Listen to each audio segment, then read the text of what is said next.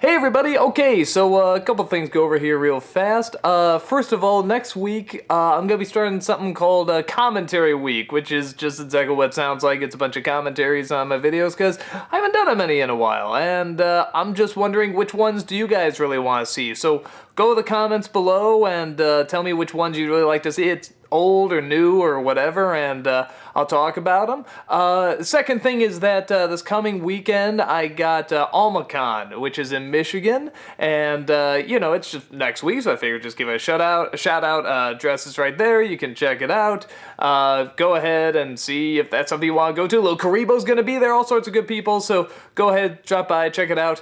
But that's not what you want to hear about. You want to hear about my thoughts on The Hobbit, The Desolation of Smaug, because it has been so friggin' long since, that movie's come out.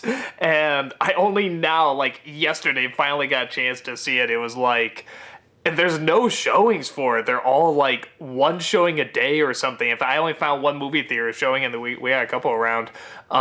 So that's an interesting sign. And like I said, just a real impromptu thing because people have been asking, what'd you think? What'd you think? So this is just a fast video saying what I thought about, as well as getting some other news out. The first film, if you don't know, I really like the first Hobbit, despite the fact I know it's, not the most focus and not really a big grand epic or anything, but I really like it because I always said it's like the Fellowship of the Ring I felt I never got, because I felt Fellowship was supposed to start off like a really small story that got bigger and bigger and bigger until it turns into the grand epic. But I never thought they got the small stuff right. It was edited too fast. There were a bunch of weird close-ups and stuff. So I really like The Hobbit. This was the first time I felt like I could just relax in Middle-earth and enjoy it and enjoy the Shire and enjoy the people. And I greatly enjoyed it.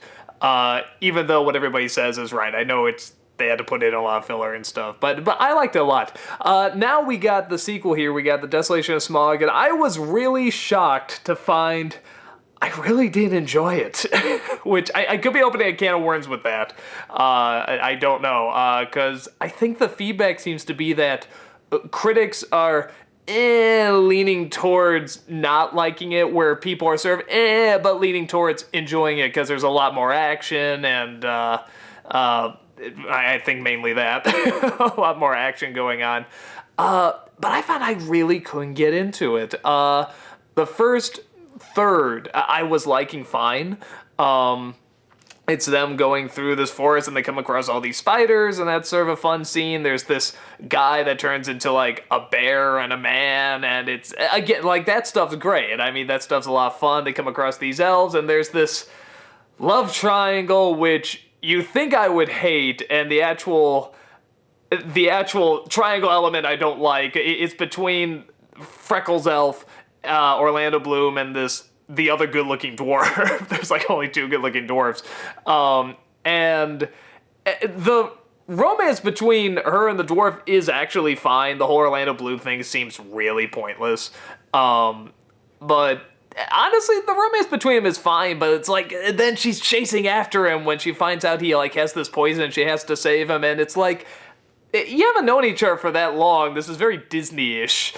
Suddenly, I'm devoted and I will follow him and I will go across the lands even when they know the great evil is coming, which we all know what that is. So that was a little weird, but the actual talks between them I thought were fine. The going down with the barrels and the water and stuff, wonderful action scene. I mean, I was just having a ball. I'm holy smokes, what, all my friends and everything were saying were right. This is really fun and I'm really getting into this.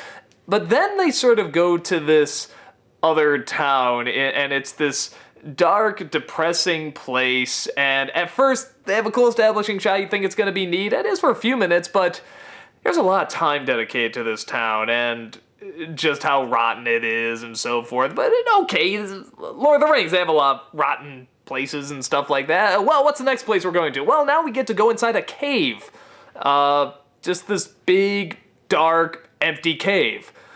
Well, okay, that's not the most exciting, but Gandalf's going somewhere. Where is he going? Well, he's going to a very dark, gray, depressing looking place where the evil that everybody knows what it is and what it's, what's coming is coming. So, and there's a lot of build up for it, and it's just cutting back and forth between like 3 or 4 subplots going on.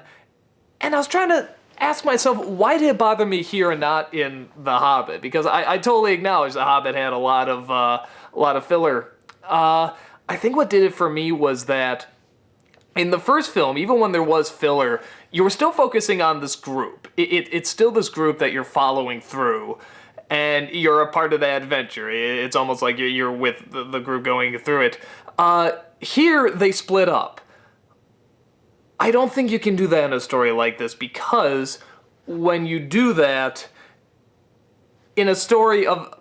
This is a smaller story. The Hobbit is a smaller story. And in the first film, I thought they got that okay. There was definitely some big action scenes, but it's still in this small group. Even the big climax, it's sort of going through this cave and all these things are chasing them and stuff. But it's a chase. It's not a big war, a big battle, so it works okay.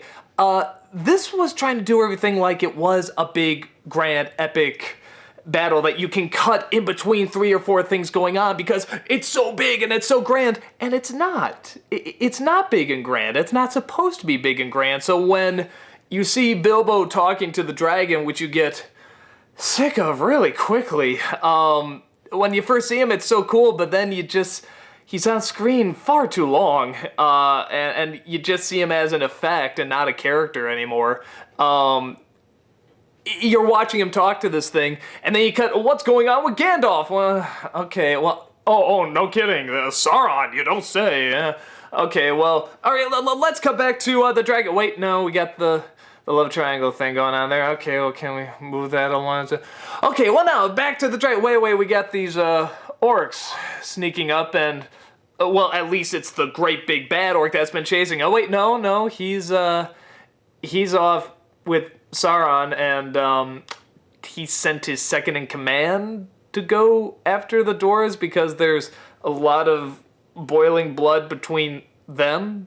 Apparently him and Legolas, because they have a stare down, and the movie ends with him like chasing after the orc, and we don't know what happens, so it's like, ooh, I really want to know what's going to happen there. And then finally we get back to the damn dragon. They say about 5 words, and then we come back to Gandalf, and then we come back to the orcs, and then we come... And I don't care.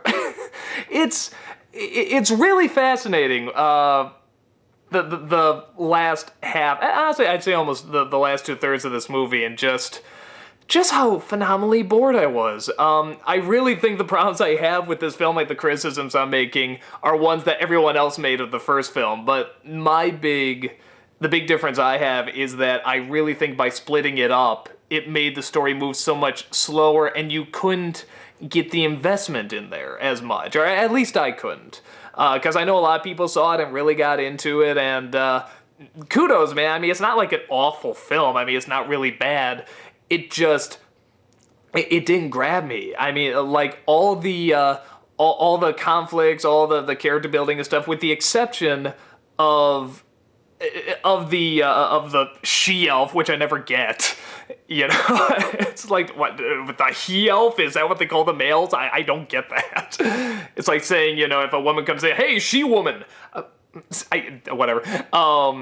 Between her and the dwarf, like that's fine, for the first bit, that was good character building, but after that, you get some stuff with, the other dwarves, like, trying to find their way in, and even when they're trying to get into this door that's very similar to the, when they're trying to get into the Mines of Moria, but whatever. I remember the Mines of Moria, like, looking very, very blue and very pretty and nice and everything, and this is just gray. It's like, we have 3 or 4 different gray, dark, unpleasant settings that we're constantly cutting back and forth to, and that's not fun.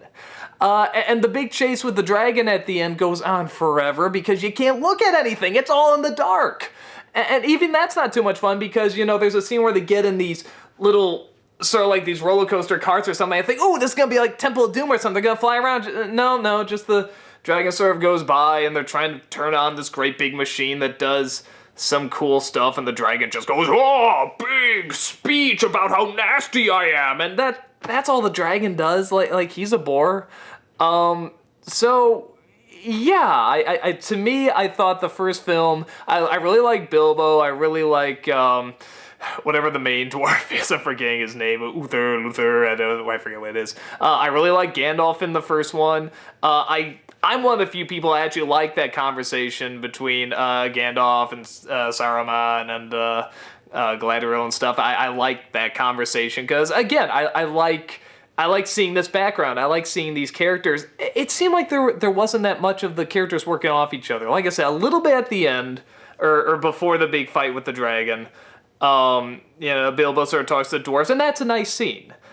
But how long is this? Like 2.5 hours, and then you have the scene with the with the elf and the dwarf, and then a little bit in the city with this family that we set up, but it seemed to me like they were just trying to make this great, big, grand story out of something that's really small. And I know everybody says that with the first one. I know that. But to me, it still felt like a small story. That has some big things happening. But when you compare it to Lord of the Rings, it's not very big. And they kept it to this one group. It's this one adventure. It's a journey. It's an unexpected journey. This one they're trying to make into an epic. And for me, it didn't work. But I know a lot of people that really liked it and really got into it. So, like I say, if you do, it's not like a god-awful flick. It didn't do anything for me. I just thought it was kind of boring. With the exception of the first third, I got into that okay. So, yeah, like I said, that's about it. Just a quick follow-up, because I know everyone's asking, like, what'd you think of Hobbit? What'd you think of Hobbit? So, those are my thoughts. I'm sorry if they don't match yours. That's opinions. And yeah, let me know in the comments what commentaries you'd like to see me do, and also, hopefully you can go and see me in Michigan. Hopefully, I'll see you guys there. Take care.